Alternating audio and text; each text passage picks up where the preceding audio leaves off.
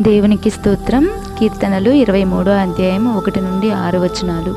యెహోవా నా కాపరి, నాకులేమి కలగదు. పచ్చిక గల చోట్లను ఆయన నన్ను పరుండచేయును, శాంతికరమైన జలముల యొద్దకు నన్ను నడిపించును అని దావీదు గారు ఈ కీర్తన వ్రాస్తున్నాడు. నిజంగా ఆయన సమృద్ధిలో ఉండి అయితే ఈ మాటలు చెప్పడం లేదు, కానీ సౌలు చేత తరమబడుచు, మరి కొండ గుహలలో తిరుగుచు, మరి తినుటకు ఆహారం లేని పరిస్థితుల్లో కూడా దావీదు గారు ఈ యొక్క కీర్తన వ్రాస్తున్నాడు.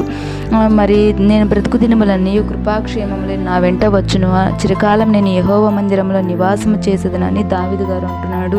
నిజంగా ఆయన జీవితాలు కృపాక్షేమములుగా ఉన్నవా? లేదు, కానీ ఆ కష్టకాలంలో కూడా దేవుని ఆశ్రయించి ఆరాధిస్తున్నాడు. కాబట్టి దేవుడు మరి దావీదు నా హృదయానుసారుడు అని అంటున్నాడు.